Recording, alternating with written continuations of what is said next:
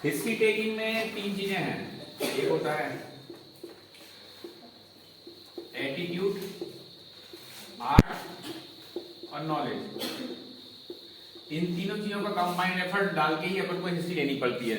अब इन तीनों चीजों को समझते हैं कि है क्या चीज। सबसे पहला attitude. Attitude towards the patient. आपको पास पेशेंट आ रहा है, आपको हिस्ट्री लेनी है, तो आपके पास एटीट्यूड कैसा होना चाहिए पेशेंट के लिए, इस पर बहुत ज्यादा डिपेंड करता है कि पेशेंट आपको हिस्ट्री बताएगा भी या नहीं बताएगा। आपने कई बार देखा होगा, आप हिस्ट्री लेते हो, पेशेंट कुछ ना कुछ बताता है, उसके बाद फिर हम लेते हैं, पेशेंट कुछ बता देता है।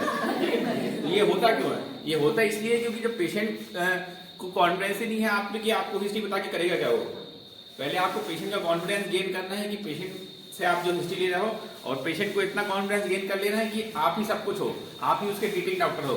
जब भी आप पेशेंट से हिस्ट्री लेते हो, सबसे पहला पूरा कंसंट्रेशन, पेशेंस, ये आप में होना चाहिए। कंसंट्रेशन पेशेंट के लिए रहना चाहिए। आपकी बोलने की लैंग्वेज से लेके ड्रेसिंग सेंस से लेके सब कुछ ऐसा होना चाहिए कि पेशेंट को इतना कॉन्फिडेंस रहे कि आप जो हिस्ट्री ले रहे हो, मतलब आप ही उसको ट्रीट करने वाले हो, तभी वो आपको पेशेंट को हिस्ट्री बताएगा, नहीं तो वो बताएगा नहीं सही से हिस्ट्री।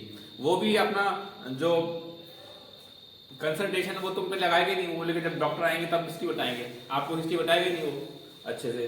तो सबसे पहले है कि हिस्ट्री जब भी लेते हो, कैजुअलिटी में जो भी हिस्ट्री ले रहा है वो अकेला हिस्ट्री लेगा और कुछ काम नहीं करेगा उस टाइम पे। दूसरा, जब भी हिस्ट्री लेते हो एटलीस्ट आपको स्टेथो वियर करके हिस्ट्री लेना है, स्टेथो लगा के रखो और कॉन्फिडेंस इतना रखो पेशेंट से कि पेशेंट आपको इतना कॉन्फिडेंस लगो कि लगे उसको, पेशेंट को, कि आपको ये आगे ट्रीट करना है उसको, है ना। तो ये हो गया एटीट्यूड। एटीट्यूड के बाद आता है हिस्ट्री लेना स्टार्ट करना है। हिस्ट्री लेना स्टार्ट करने में आपके पास शुरुआत की जो 5 सेकेंड है, 5 सेकेंड में आपको पेशेंट का कॉन्फिडेंस गेन करना है। अब पेशेंट का कॉन्फिडेंस गेन कैसे करोगे? मतलब दो चीजें होती है, पेशेंट से फैमिलियर होना है आपको, फैमिलियर होना है। एक पेशेंट है जो आपका पड़ोसी है, एक पेशेंट है जिसको नहीं जानते हो, ठीक है। आप क्या सोचते हो कौन आपको ज्यादा अच्छी हिस्ट्री बताएगा? पड़ोसी हिस्ट्री बताएगा, क्योंकि पड़ोसी को पता है कि आपको आगे इसको ट्रीट करना है। पड़ोसी से आप फैमिलियर हो, आप उसको जानते हो अच्छे से। दो चीजें होती है, एक अपन ने पेशेंट आया, पेशेंट से पूछा बताओ माँ क्या क्या दिक्कत है। दूसरी लैंग्वेज आती है हाँ माता जी बताइए क्या क्या प्रॉब्लम है आपको, है ना। दोनों बातों में ज्यादा डिफरेंस नहीं है, लेकिन आप बताओ किस में माता जी आपको ज्यादा अच्छे से हिस्ट्री देंगे, है ना। तो वो आपका जो लैंग्वेज सेंस है, आपको पेशेंट का कॉन्फिडेंस गेन करना है। आपका पास पर्चा रखा रहता है, पर्चे में आप पेशेंट का नाम लिखा रहता है। आप पेशेंट से बोलो कि किसी से बोलो हाँ बताओ क्या दिक्कत है, और पेशेंट का नाम लेके बोलो बताओ रमेश आपको क्या प्रॉब्लम हो रही है, ठीक है। तो नाम में एक अलग ही सेंस रहता है, ठीक है। नाम में आप किसी, चाहे आप पेशेंट से ले लो चाहे स्टाफ से ले लो, अगर आप किसी को भी नाम से बुलाओगे तो वो आपको ज्यादा कॉन्फिडेंस दे पाएगा, ज्यादा अच्छे से हिस्ट्री दे पाएगा, ठीक है। तो पहला आपका एटीट्यूड यही है। एटीट्यूड ये है कि आपको पेशेंट को इतना फैमिलियर हो जाना है कि पेशेंट आपको अच्छे से हिस्ट्री बताए, ठीक है। आपकी ड्रेसिंग सेंस अच्छे होने चाहिए, आप हमेशा स्टेथो लगा के रखना है, ठीक। सबसे पहला काम। अब दूसरा जो काम रहता है आर्ट और नॉलेज का। कोई भी पेशेंट की हिस्ट्री ले रहे हो आप, जब तक आपको नॉलेज नहीं है तब तक हिस्ट्री का कोई मतलब नहीं है, ठीक है। आपने पेशेंट का कंसंट्रेशन ले लिया, सब कुछ कर लिया, लेकिन आपको पता ही नहीं है हिस्ट्री में लेना क्या है, तब तो कोई मतलब ही नहीं है। तो हिस्ट्री के बेसिक सेंस होते हैं कि हिस्ट्री के लाइन ही कहते हैं। पहला उसकी डिटेल हिस्ट्री में नेम, एज, सेक्स, एड्रेस, ये सब आते हैं। रिलीजन ये वैसे तो लगता है कि अपन को कि ये खाना पूर्ति कर रहे हैं, लेकिन खाना पूर्ति नहीं करते। इसका बहुत ज्यादा सिग्निफिकेंस होता है। नाम से लेके, एज से लेके, एड्रेस से लेके, रिलीजियन से और सेक्स से। बहुत सारी बीमारियां होती है जो पर्टिकुलर एज ग्रुप वालों को, पेशेंट को ज्यादा होती है, पर्टिकुलरली दूसरे एज ग्रुप के वालों को कम होती है। अभी एक पेशेंट आ रहा है 18 साल का, 18 साल का पेशेंट आ रहा है, वो बोल रहा है कि मेरे को सांस फूल रही है 1 दिन से। और एक पेशेंट आ रहा है 58 साल का, वो बोल रहा है मेरे को सांस फूल रही है 1 दिन से। दोनों में अपना हिस्ट्री लेने का अप्रोच ही चेंज हो जाएगा। इससे हम अलग तरीके से हिस्ट्री लेंगे, इससे हम अलग तरीके से हिस्ट्री लेंगे, ठीक है। इससे क्योंकि अपन को ब्रेथलेसनेस के जो कॉजेस होते हैं 18 साल वालों के अलग हैं, 58 साल वालों के अलग हैं, ठीक है। एज से लेके सेक्स हो गया, सेक्स में भी कुछ चीजें होती हैं जो फीमेल सेक्स में ज्यादा होती हैं, कुछ में मेल में ज्यादा होती हैं। एड्रेस हो गया, एड्रेस का आपने यहाँ भी देखा होगा, जिसका अपने आज कोई फीवर की हिस्ट्री लेके आता है, अपन सीधे एड्रेस पूछते हैं कि खापा से आ रहा है, सीधे डेंगू करा लेते हैं, ठीक है। तो एड्रेस से अपन देख लेते हैं, एड्रेस बहुत ज्यादा जरूरी रहता है। एड्रेस एक चीज में और भी जरूरी रहता है, एड्रेस से ये समझ में आता है, एड्रेस से डिस्टेंस कितनी है आपकी, ठीक है, आपके हॉस्पिटल से आपकी डिस्टेंस कितनी है, इस पे डिपेंड करता है कि पेशेंट की अप्रोच कैसे करनी है। दो पेशेंट आए हैं, पेशेंट आया है फीवर 2 दिन का लेके, फीवर 2 दिन का लेके आया है, एक रहता है शोभनगर में और दूसरा रहता है करंग, ठीक है। दो पेशेंट आए हैं, दोनों पेशेंट से आप हिस्ट्री लेने की थोड़ी अप्रोच और ट्रीटमेंट की अप्रोच अलग अलग रहेगी। क्यों अलग रहेगी? शोभनगर वाला पेशेंट चाहेगा कि अभी हमें 2 दिन का बुखार है, 2 दिन के लिए हमें दवाई दे दो, अगर कोई दिक्कत होगी तो हम अगले दिन आके फिर दिखा देंगे या शाम को आके फिर दिखा देंगे। करंग चाहेगा कि हमें भैया आप बुखार का कारण पता कर लो कि क्या कारण है, जो भी कारण है, क्योंकि हम बार बार तो आ नहीं पाएंगे, इसलिए अपन चाहेंगे कि इसको डिटेल हिस्ट्री लेके इन्वेस्टिगेट कराएं, इसको अपन शॉर्ट हिस्ट्री लेके उसका ट्रीटमेंट देके उसको घर भेज दें, यही चाहेंगे। तो एड्रेस का ये रिलेवेंस है। रिलीजियन भी आपको पता होगा, रिलीजियन कास्ट में बहुत डिफरेंस रहता है। कई डिसीजेज होती हैं जो कि मान लिया सिकल सेल डिसीज है, सिकल सेल डिसीज पता है 3 सरनेम है, 3 सरनेम वालों में बहुत कॉमन है। ये अगर इन सरनेम वाले पेशेंट आपके पास आते हैं और कोई भी पेशेंट पेन की, जॉइंट पेन हिस्ट्री, फीवर की हिस्ट्री और फिर जो भी हिस्ट्री लेके आते हैं, तो अपने दिमाग में रहता है कि इसको सिकल सेल हो सकता है। और दूसरे रिलीजन है, कई डिसीजेस होती है, डिसीज दूसरे रिलीजन में बहुत कॉमन होती है। तो ये सिग्निफिकेंस होगा इसका जनरल डिटेल हिस्ट्री लेने का। इन सब के लिए आपके पास टाइम नहीं रहता, ये सब आपको 5 सेकंड के अंदर देखनी है। वो तो आपके पास पर्चा है, उसमें सब कुछ लिखा हुआ है, ठीक है, नाम से लेके एड्रेस तक, और 5 सेकंड में आपने डिटेल उसका नाम पूछ लिया, उससे बेसिक उसका कॉन्फिडेंस गेन कर लिया। इस 5 सेकंड का अभी तक का काम है। अब आते हैं पर पहला प्रेजेंटिंग कंप्लेंट। एक बात ध्यान रखना, जब भी कोई हिस्ट्री लेता है तो अपने हाथ में पेन नहीं लगेगा ना, आपको पूरी हिस्ट्री खत्म कर देनी है। खत्म करने के बाद उसको एनालाइज करना है, उसके बाद आपको पेन उठा के हिस्ट्री लिखनी है। ये नहीं कि अपन पेशेंट जैसे बोलता जा रहा है क्या आ रहा है, बुखार आ रहा है, बुखार फीवर लिख दिया, फिर बोल रहा है पेट दर्द कर रहा है, पेट दर्द भी लिख दिया, ये नहीं लिखना है। पेशेंट बहुत सारी कंप्लेंट लेता है, आपको उसको डिटेल में सुनना है, उसके बाद उसको एनालाइज करना है। एनालाइज करने के बाद आपको अपनी एक हिस्ट्री बनानी है, फिर वो हिस्ट्री लिखनी है। अब प्रेजेंटिंग कंप्लेंट क्या क्या हो सकती है, ठीक है, बेसिक मोटे जो प्रेजेंटिंग कंप्लेंट होती है। प्रेजेंटिंग कंप्लेंट मतलब पेशेंट आपके पास आ क्यों रहा है। पेशेंट को बहुत सारी कंप्लेंट हो सकती है, आप पेशेंट की कंप्लेंट सुनिए, पेशेंट को बोलने का पूरा टाइम देना चाहिए, आपको पेशेंस रहना चाहिए कि पेशेंट को बोलने दो। कई बार पर पेशेंट को बीच में इंटरप्ट कर देते हैं क्योंकि टाइम नहीं है, इतना कुछ नहीं है, पेशेंट को कम से कम अपना बोलने दो, उसके बाद ही उससे कुछ अपन अलग से रिलेवेंट हिस्ट्री पूछना स्टार्ट करना है। पहले पेशेंट को अपनी बात की कंप्लीट कर ले दो। अब आते हैं फीवर पे।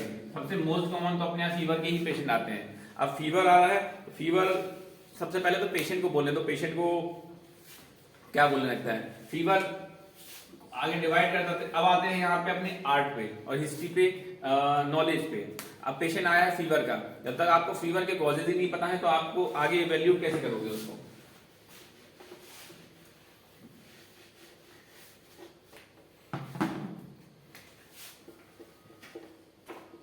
कोई पेशेंट फीवर लेके आता है, उसको आप डिवाइड कर देते हो 2 पार्ट में, एक होता है एक्यूट, एक होता है क्रोनिक। एक्यूट फीवर मतलब ऑलमोस्ट लेस देन 5 डेज का फीवर है, उसको अपन एक्यूट में मानते हैं। मोर देन 5 डेज का फीवर में क्रोनिक फीवर में मान लेते हैं। अब एक्यूट फीवर जो है, फीवर के बहुत सारे कैरेक्टर होते हैं। एक्यूट फेब्रिल इलनेस की डिफरेंशियल डायग्नोसिस क्या क्या हो सकती है। कोई पेशेंट फीवर का आ रहा है, उसके पास 4 ही चीजें हैं, मलेरिया, टाइफाइड, यूटीआई, सेप्टिसीमिया। ये 4 कॉमन डायग्नोसिस हैं फीवर विद चिल की। फीवर विद चिल्स, कोई भी पेशेंट आता है बुखार के साथ, अगर ठंड दे के बुखार आ रहा है और कभी दे के बुखार आ रहा है, एपिसोडिक फीवर आ रहा है, खासकर ये एपिसोडिक फीवर की ये 4 डायग्नोसिस हैं, ये आपको ध्यान में रखना है। कोई भी कारण हो, सेप्टिसीमिया मतलब पेशेंट के ब्लड में इन्फेक्शन है, ब्लड में इन्फेक्शन किसी भी चीज का हो सकता है, चाहे वो लिवर एब्सेस हो, चाहे रीनल एब्सेस हो, चाहे और किसी चीज से इन्फेक्शन हो, कोई भी कारण हो infection. Patient fever with chills, fever with chills and episodic fever, मतलब पेशेंट बोलता है ठंड दे के बुखार आ रहा है, कभी दे के आता है, अपने आप ठीक हो जाता है, उसके बाद फिर दूसरी बार शाम को फिर आ जाता है। तो ये मोस्ट कॉमन डायग्नोसिस है, मलेरिया, टाइफाइड, यूटीआई, सेप्टिसीमिया। इसके बाद फीवर का एक होता है एक्यूट फीवर में कि कंटिन्यूअस फीवर आता है, कंटिन्यूअस लो ग्रेड फीवर आता है। कंटिन्यूअस लो ग्रेड फीवर में ये पेशेंट बोलता है कि इसको लगातार फीवर बना हुआ रहता है, ना तो बहुत ज्यादा तेज आता है ना बहुत ज्यादा स्लो आता है। इसमें भी टाइफाइड, वाइवेक्स, मलेरिया, हेपेटाइटिस,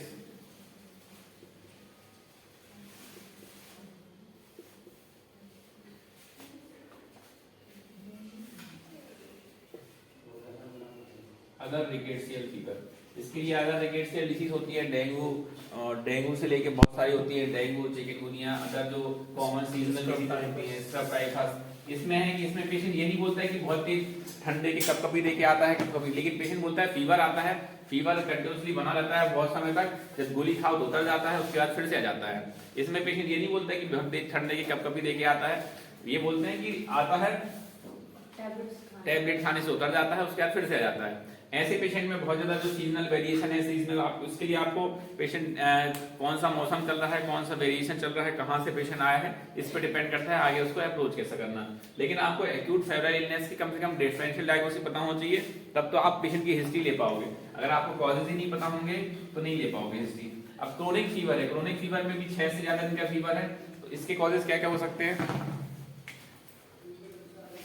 इसके कोई भी आपको क्रोनिक डिसीजेज हैं उसमें इस टाइप का फीवर मिल सकता हो, चाहे वो लो ग्रेड CLD हो, CKD हो, ट्यूबरक्लोसिस हो, HIV हो, टाइफाइड में भी क्रोनिक फीवर मिल जाएगा। ये अपन इसलिए दे रहे हैं क्योंकि आगे इसके अपन लीडिंग क्वेश्चन पूछेंगे।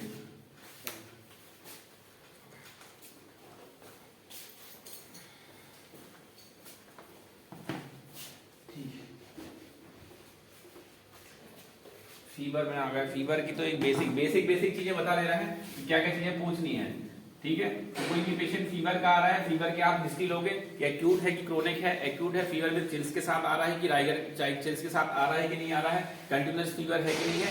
इवनिंग राइज फीवर याद रखना, कई पेशेंट बोलेंगे इवनिंग राइज फीवर होता है, मतलब शाम को बढ़ जाता है, उसके बाद अपने आप सुबह फिर ठीक हो जाता है। इवनिंग राइज फीवर एक कैरेक्टरिस्टिक होता है टाइफाइड का, ठीक।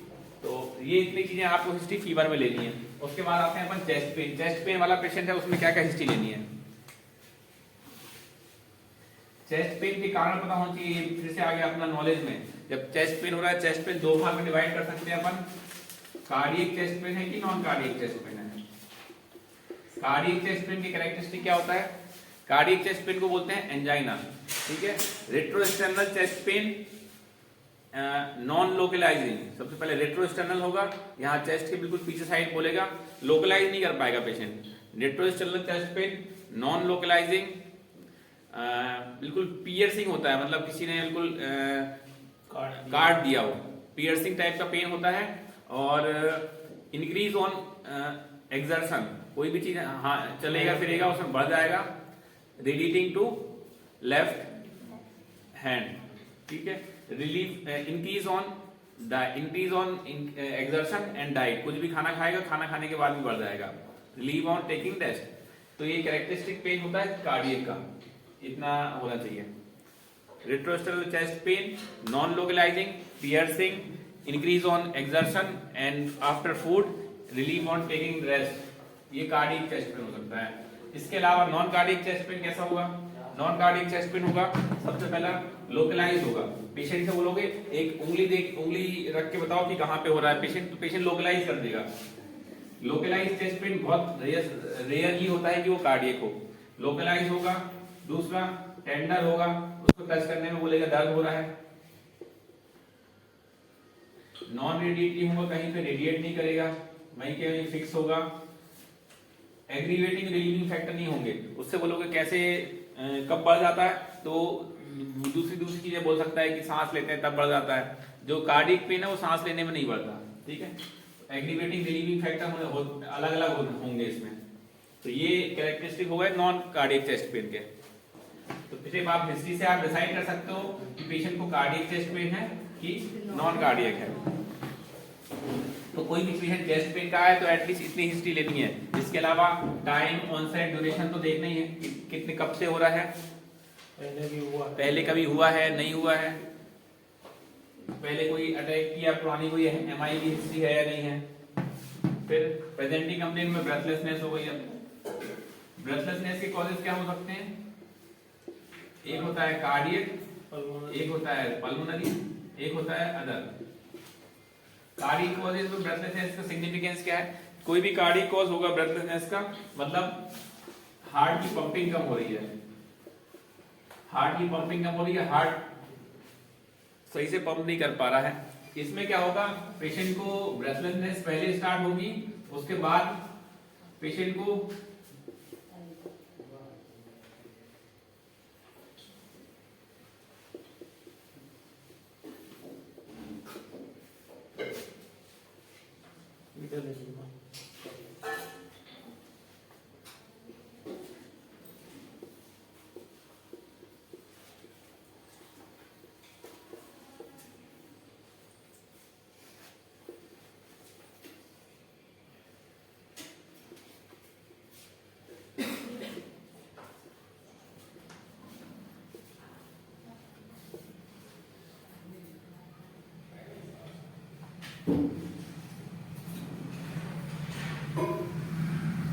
देखो तीन अलग अलग हैं, इसमें तीनों चीजों को अच्छे समझ लो।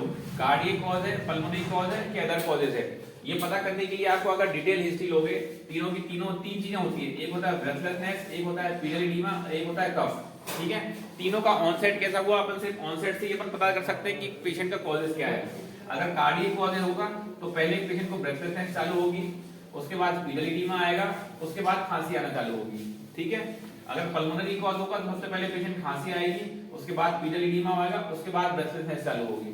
ठीक है, अदर कॉजेज में सबसे पहले पीरियड एडिमा आएगा, उसके बाद ब्रेथलेसनेस आएगी, उसके बाद खांसी आना चालू होगी। ठीक है, तो अगर आप डिटेल हिस्ट्री लो कि पेशेंट का ऑनसेट कैसे हुआ था, सबसे पहले चालू क्या हुआ था, सबसे पहले उसको पीरियड एडिमा आया था, कि सबसे पहले खांसी आना चालू हुई थी, कि सबसे पहले ब्रेथलेसनेस चालू हुई थी। एसिडोसिस, एसिडोसिस तो कोई डिपेंड थोड़ी है, आप कॉज बताओ ना, सिम्टम्स। जैसे सीकेडी मान लिया, सीकेडी क्या है, सीकेडी में क्या होगा, सीकेडी में पहले एडिमा आएगा, फिर ब्रेथलेसनेस, फिर खांसी। जैसे डीके के पेशेंट ब्रेथलेसनेस में चले जाते हैं, वो एक्यूट ऑनसेट ब्रेथलेसनेस अलग चीज हो गई है, वो एक्यूट ऑनसेट तो अलग है। ये तो अपन क्रोनिक ऑनसेट का बता रहे हैं। जो क्रोनिक ऑनसेट है, कार्डियक पेशेंट है कि लंग्स का पेशेंट है, एसिडोसिस तो कहीं का पेशेंट नहीं होता वो तो एक मेटाबॉलिक प्रॉब्लम हो गई है। तो ये अच्छे से ध्यान रखना कि आप पेशेंट की हिस्ट्री लेते हो ना, किसी भी पेशेंट की ब्रेथलेसनेस की, तो आपको ऑनसेट पता होना चाहिए सबसे पहले क्या हुआ है, और उसके हिसाब से अपन आगे, क्योंकि आगे अपन को उसको एग्जामिन करना है, आगे एग्जामिन करने के बाद इन्वेस्टिगेट कराना। तो आगे आपको जब तक डिटेल हिस्ट्री नहीं लोगे तो आप कम से कम उसको इन्वेस्टिगेशन करा के जल्दी से जल्दी डायग्नोसिस बना सकते हो। इसमें आप हिस्ट्री क्यों लेते हो, हिस्ट्री क्यों ले रहे हो आप? हिस्ट्री लेने का मेन यही ना, हिस्ट्री लेने का मेन यही कि आगे आपको उसके एग्जामिन करना है, तो आपको एग्जामिनेशन के लिए एक अप्रोच मिल जाए, उसके बाद आपको उसको इन्वेस्टिगेट कराना है, इन्वेस्टिगेशन की आपको एक अप्रोच मिल जाए, उसके बाद आपको ट्रीट करना है। तो हिस्ट्री लेने का एम तो आपका वही है, ओवरऑल आप कंसल्टेशन वही होनी चाहिए कि जो पेशेंट बता रहा है आपको उसको ज्यादा नहीं सुनना है, उसके साथ ध्यान देना है कि आपको उसकी तरफ से एक डायग्नोसिस बनानी है। तो दिमाग हमेशा खुला रहना चाहिए उसके लिए। जब भी पेशेंट को हिस्ट्री बता रहा है, अगर आप दिमाग खोल के नहीं चलोगे, सिर्फ स्पाइनल लेवल पे काम नहीं करके चलना है आपको कि पेशेंट जैसे जैसा बोल रहा है वैसा वैसा लिख दिया और आगे आगे पास कर दिया, ये हिस्ट्री हो रही है। ठीक है, ज्यादातर पेशेंट है 70% केसेस में अपन को हिस्ट्री से क्लू मिल जाता है। 70% पेशेंट में अपन हिस्ट्री से ही बता देते हैं कि पेशेंट को आगे कौन से सिस्टम इन्वॉल्व है और आगे क्या डायग्नोसिस होगी। कई बार पेशेंट होते हैं मेंटल पेशेंट हो गए या फिर और कुछ पेशेंट हो गए, उसमें तो 100% डायग्नोसिस सिर्फ हिस्ट्री से ही होती है। मेंटल पेशेंट में एग्जामिनेशन इन्वेस्टिगेशन का कोई काम नहीं है। मेंटल पेशेंट में पेशेंट से हिस्ट्री लेनी रहती है और पेशेंट से भी नहीं, पेशेंट तो वैसे ही पगला है, अटेंडेंट से हिस्ट्री लेनी रहती है। अटेंडेंट से हिस्ट्री लेके अपन को बताना रहता है कि पेशेंट की डायग्नोसिस क्या है। तो पेशेंट मेंटल पेशेंट में यही करते हैं हम लोग। मेंटल पेशेंट आता है ना तो पेशेंट को बैठ देते हैं बाहर, अटेंडेंट को आगे बोलते हैं कि अटेंडेंट बैठो, तुम उनसे हिस्ट्री लेना रहता है, उसी के हिसाब से डायग्नोसिस बनती है। आगे आ गया फीवर, चेस्ट पेन, ब्रेथलेसनेस। आगे और क्या है? कफ। कफ की भी आएगी अगर पेशेंट एक्यूटली है और क्रोनिक है। एक्यूट पेशेंट मानते हैं अपन लेस देन 10 डेज, क्रोनिक हो जाता है मोर देन 10 डेज। कोई भी एक्यूट यूआरटीआई, एलआरटीआई है, इनमें लेस देन 10 डेज से कफ रहेगा। क्रोनिक कफ है, क्रोनिक कफ हो रहा है तो कॉजेज क्या हो सकते हैं उसके? Tuberculosis, bronchial asthma, COPD, ILD, lung cancer, लगभग इतने ही हो जाते हैं। तो एक्यूट कफ है तो बहुत ज्यादा डिटेल हिस्ट्री लेने की जरूरत नहीं है, या तो यूआरटीआई होगा या एलआरटीआई होगा। क्रोनिक कफ में जरूर आपको डिफरेंशियल डायग्नोसिस बना सकते हैं। क्रोनिक कफ में ट्यूबरकुलोसिस है, ब्रोंकियल अस्थमा है, सीओपीडी है, आईएलडी है, लंग कैंसर है। इनमें आप डिफरेंशियल डायग्नोसिस पूछने के लिए हिस्ट्री लोगे। ट्यूबरकुलोसिस की हिस्ट्री कैसी रहेगी? साथ में फिगर प्रेजेंट होगा, fever, weight loss, night sweats, ये सब प्रेजेंट होते हैं इसके साथ। ब्रोंकियल अस्थमा में क्या होगा? डायनल वेरिएशन रहेगा। डायनल वेरिएशन मतलब रात में है, नाइट्स में और अर्ली मॉर्निंग, इसमें उसको कफ बढ़ जाएगा और बाकी टाइम पे जैसी धूप निकल जाती है तो ठीक हो जाएगा। सीओपीडी में भी इंक्रीज रहेगा एक्सर्शन में, और थोड़ा बहुत डायनल वेरिएशन सीओपीडी में मिलता है, लेकिन सीओपीडी में परसिस्टेंट रिलीविंग फैक्टर। सीओपीडी और ब्रोंकियल अस्थमा में डिफरेंस क्या है? सर एक रिवर्सिबल है, एक नॉन रिवर्सिबल। हाँ, तो सी अस्थमा ब्रोंकियल अस्थमा रिवर्सिबिलिटी आती है, सीओपीडी में रिवर्सिबिलिटी नहीं रहती। इसलिए सीओपीडी में जो कफ और ब्रेथलेसनेस है वो परसिस्टेंट बनी रहती है साथ में, लेकिन एक्सर्शन और नाइट में बढ़ती जाती है। आईएलडी क्या होता है? इंटरस्टिशियल लंग डिसीज, ये एक रेस्ट्रिक्टिव लंग डिसीज है, लंग कैंसर। ठीक, तो ये डिफरेंशियल, ये कफ, क्रोनिक कफ के डिफरेंशियल डायग्नोसिस है। आपके दिमाग में ये सब चीजें होनी चाहिए, उसके लेके आपको हिस्ट्री लेनी है, कौन सा किस तरफ से जाता है। कफ आ गया, चलो मोटे मोटे तौर पे तो यही है। इसके बाद ये तो हो गया प्रेजेंटिंग कंप्लेंट। प्रेजेंटिंग कंप्लेंट के बाद क्या होता है? History of present illness. History of present illness में ही आप ये देखते हो कि जो प्रेजेंटिंग कंप्लेंट अपन ने पूछी है उसकी डिटेल हिस्ट्री लेना है। डिटेल हिस्ट्री लेके आपको पॉजिटिव नेगेटिव सब पॉइंट पूछने हैं। पहले पेशेंट को बोलने का टाइम दीजिए, बोलने के टाइम देने के बाद जब पेशेंट का बोलना खत्म हो जाता है तब आप उसको रिलेवेंट क्वेश्चन, लीडिंग क्वेश्चन पूछ सकते हो अपनी हिस्ट्री तक पहुंचने के लिए। जैसे पेशेंट ने सिर्फ बोल दिया कि हमें बुखार आ रहा है या फिर खांसी आ रही है, अब उसके आप ड्यूरेशन इलनेस पूछो, ड्यूरेशन के बाद आप उसको डायग्नोसिस तक जाने के लिए आप लीडिंग क्वेश्चन पूछ सकते हो कि खांसी के साथ साथ बुखार आ रहा है कि नहीं, बुखार के साथ साथ खांसी के साथ साथ सांस तो नहीं फूलती है, सांस फूलती है तो लेटने में ज्यादा फूल जाती है कि चलने फिरने में ज्यादा फूल जाती है। ठीक है, लेटने में ज्यादा सांस काहे में फूलती है? कार्डियक पेशेंटों में। लेटने में सांस फूल रही है और बैठे में ठीक हो रही है, मतलब ये साइन होता है कि पेशेंट को कहीं ना कहीं से कार्डियक इन्वॉल्वमेंट है। ये हिस्ट्री ऑफ प्रेजेंट इलनेस हो गया। इसके बाद क्या आता है? Past history, family history, personal history, drug history, और क्या होती है? abuse, नशापान। पर्सनल हिस्ट्री में आ जाएगा। पास्ट ये अब है, कहने को तो इतनी सारी हिस्ट्री है लेकिन अपने पास सिर्फ 3 लाइनें हैं, 3 लाइनों में आपको उसको समराइज करना है। पास्ट हिस्ट्री किन चीजों में इंपॉर्टेंट रहती है?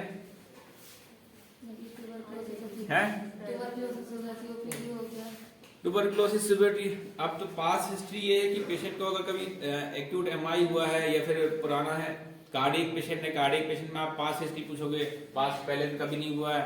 और ट्यूबरकुलोसिस में इंपॉर्टेंट है, कई बार पास्ट हिस्ट्री में एमआई किस लिए लेते हैं? कई बार जो स्ट्रेप्टोकाइनेस है, स्ट्रेप्टोकाइनेस किसी को लगा रहता है तो हमने बताया था 20 दिन से लेकर 2 साल तक उसको फिर से नहीं देते हैं, तो ये हिस्ट्री इंपॉर्टेंट रहेगी। पास्ट हिस्ट्री, कहीं से कोई ब्लीडिंग का एपिसोड आ रहा है, ब्लीडिंग मैनिफेस्टेशन लेके आ रहा है तो उससे पूछेंगे कि एक्यूट ऑनसेट ब्लीडिंग है कि पहले भी कभी ऐसी ब्लीडिंग हुई है या नहीं है। ट्यूबरकुलोसिस तो ठीक है, और काय में इंपॉर्टेंट होती है पास्ट हिस्ट्री?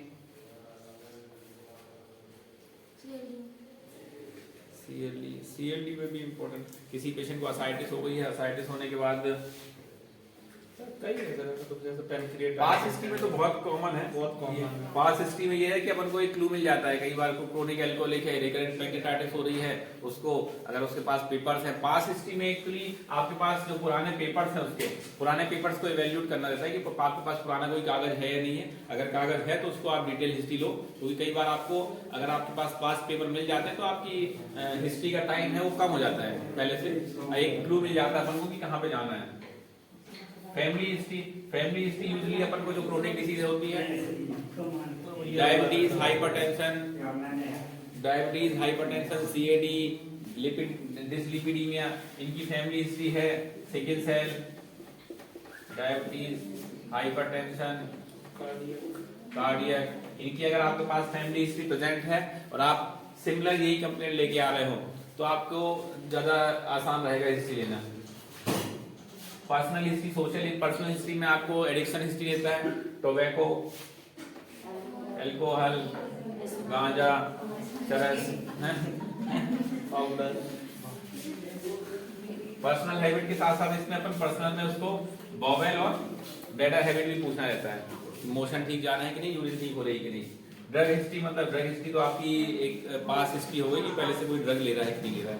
तो ये तो एक बेसिक स्टेप्स हैं हिस्ट्री लेने के, इतने स्टेप्स आपको कवर करने हैं। ये कवर किन पेशेंटों में करने हैं, किन पेशेंटों में नहीं करने हैं, ये जो एक स्टेप्स है ये स्टेप हर पेशेंट में फॉलो नहीं होता है।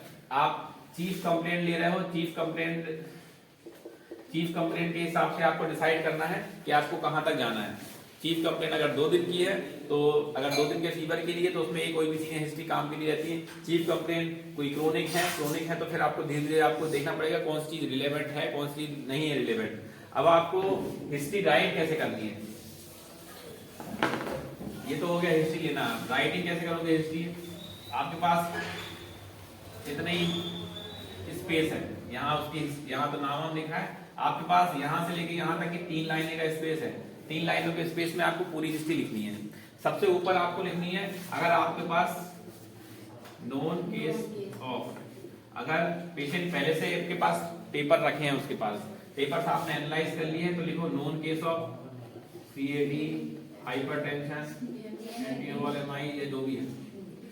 ये अगर आपके पास नॉन केस कोई रिलेवेंट डॉक्टर के हैं तो ही लिखना है, नहीं है रिलेवेंट डॉक्टर के तो नहीं लिखना है। आपके पास रूरल से कोई आ रहा है, आपके पास पेपर की ऑथेंटिसिटी होनी चाहिए। कोई नागपुर दिखा के आ रहा है, उसके पास ये डायग्नोसिस बनी हुई है तो ठीक है, नागपुर जबलपुर दिखा के आया है उसकी बनी हुई है तो भी ठीक है। लेकिन कोई अगर रूरल से आ रहा है या पेपर में लिख के भेज रहा है कि फलाना फलाना, वो नहीं लिखना उसमें, उससे अपन कंफ्यूज हो जाएंगे, क्योंकि आपका पेपर ज्यादा रिलेवेंट है। अगर आपके पेपर में आपने कोई डायग्नोसिस लिख दी है, डायग्नोसिस का पर्चा है, आपके पेपर में अगर कोई डायग्नोसिस आपने लिख दी सीओपीडी, तो वो आगे जिंदगी और उस पर लेवल लग जाएगा कि वो सीओपीडी है। तो आपने आगे आपके पेपर में आपने लिख दिया ना यहाँ पे अल्कोहलिक, अब वो कहीं पे भी जाएगा तो इसकी नहीं सुनेंगे। अल्कोहलिक तभी लिखना है जब पेशेंट की एटलीस्ट ट्वाइस अ वीक वो अल्कोहल लेता हो। वंस अ वीक में भी आपको अल्कोहलिक नहीं लिखना है, ट्वाइस अ वीक अल्कोहलिक लिखता है तब उसको सिग्निफिकेंस है अल्कोहलिक लिखना है, क्योंकि अल्कोहल अगर लेने के साइड इफेक्ट हैं वो इतने भी चालू होंगे, वंस अ वीक में अल्कोहलिक के कुछ साइड इफेक्ट नहीं होंगे, इसलिए अल्कोहलिक नहीं लिखना है। कई बार पेशेंट को लिखा है, कई लोगों ने अल्कोहलिक लिखा है, वो महीने में 1 बार पीता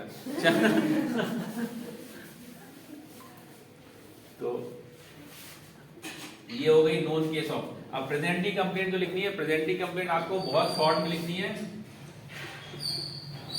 fever with chills,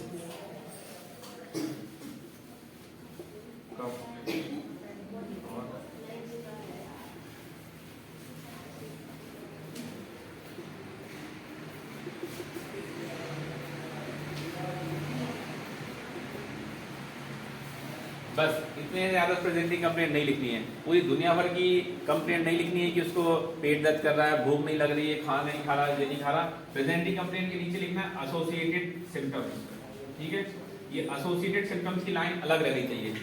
associated symptoms के साथ में लिख सकते हो एपेटाइट, कॉन्स्टिपेशन। कॉन्स्टिपेशन जैसी चीजें ये सब कभी भी कंप्लेंट प्रेजेंटिंग कंप्लेंट में नहीं आएंगी। पेशेंट आपके पास आ रहा है कॉन्स्टिपेशन लेके नहीं आ रहा है, प्रेजेंटिंग कंप्लेंट सिर्फ वही होनी चाहिए जो पेशेंट एक्यूटली आपके पास लेके आ रहा है। आपने लीडिंग क्वेश्चन पूछ लिया कि भैया भूख नहीं लगती है, साथ में खांसी आंसी भी आती रहती है, साथ में कॉन्स्टिपेशन तो नहीं रहता। ये चीजें कभी भी प्रेजेंटिंग कंप्लेंट में नहीं आएंगी। प्रेजेंटिंग कंप्लेंट आपको एनालाइज करना है कि पेशेंट आपके पास आया काहे के लिए है।